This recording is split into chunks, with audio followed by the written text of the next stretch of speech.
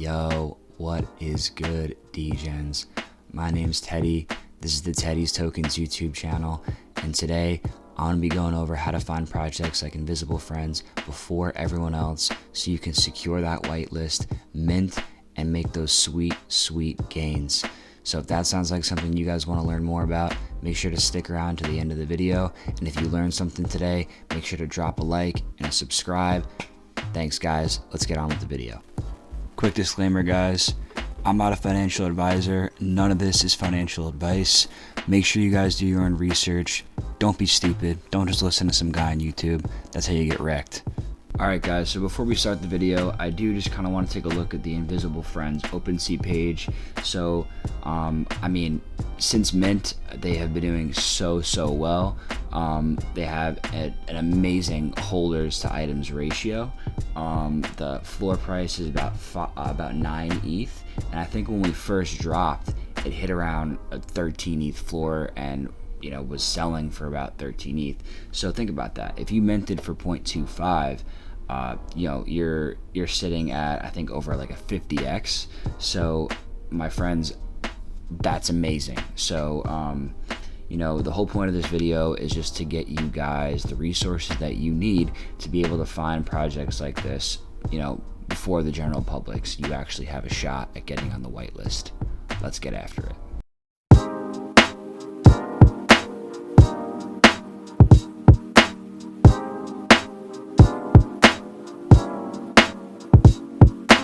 Alright guys, so first things first, you're going to want to download Twitter. I'm sure you guys all know what Twitter is, but it is the best place to find out about new projects. Whenever someone sees something that they think is cool, they post about it on Twitter. All you have to do is spend a little bit of time just scrolling through Twitter, and probably by the time that I'm scrolling through on this video, you're going to spot a lot of projects. Like, you're already seeing a lot, right? You're already seeing all these projects that are popping up on my feed, and that's what you get from Twitter, okay? And you're going to find some crazy alpha that you can really find all every day for free on Twitter. And to make your life a little easier, I recommend that you just head to my Twitter. I'm new to YouTube. I haven't really been tweeting that much. So, I don't have a lot of followers. I don't have that many tweets, but I plan on tweeting more, and I plan on obviously, starting to post YouTube videos. So, I'm trying to get a little more involved in the space. So if you want, go ahead and give me a follow. And more importantly, go ahead and look at who I'm following, because pretty much everyone that I'm following has, I find useful, right? So, if you're looking for people to follow on Twitter to make your feed useful, go ahead and look at some of the people that I'm following, and that might help. So the next tool or resource that I like to use is going to be rarity.tools. Now, this one is really not nearly as good as Twitter, but one thing that you can do is you can go up to the upcoming NFT sales tab and just kind of scroll through. It's going to be mostly a bunch of trash, if I'm being honest, but you're going to find maybe some gems in here. So let's scroll and see if we can find anything that's good. Nothing so far. Okay, here, Wonder Pals, right? Wonder Pals is actually a pretty hyped collection.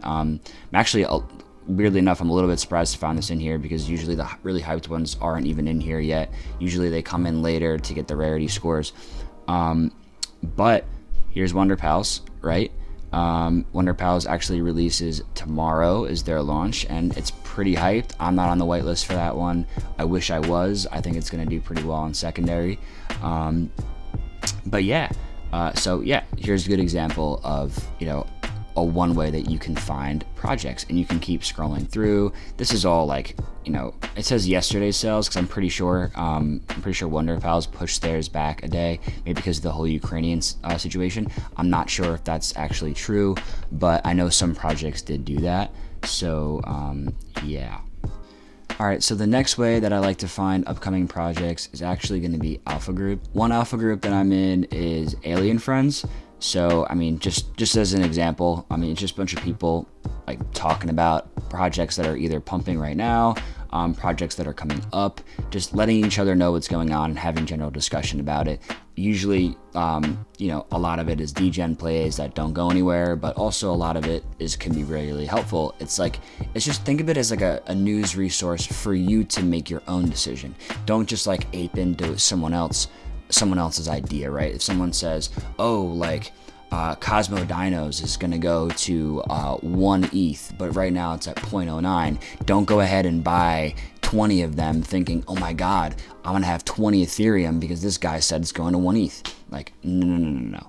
I would say, look at the project, look at the volume. If you can afford to buy a couple, maybe give it a shot. And once it pumps a little bit, get a good idea, keep looking at the volume. Once things kind of go down a little, make your own decision, right? That's going way off on another tangent. But alpha groups are a pretty good way to just have like constant information coming in, right? Another example, I'm also in the NanoPass Discord.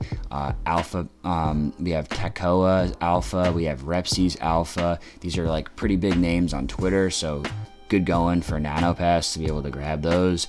We have Tasty Bones. They're actually looking for people. They're very new project. But then there's also other YouTubers like NFTverse. I'm in his Discord. A lot of people talking about new projects in there. And also there's a lot of other YouTubers that have like exclusive passes that are like literally sold as NFTs. Like for example, we can take a look at the Champs Only Pass. This is Champ Crypto on Twitter and YouTube. Great YouTuber, really smart guy. I actually looked at this when I was at 0.3, but I was like, dude, I don't need an alpha group, just because like I do like to invest in projects, and I'm not like a big like aping into like projects that are on the floor, but a little bit lately I have been doing that, like somewhat.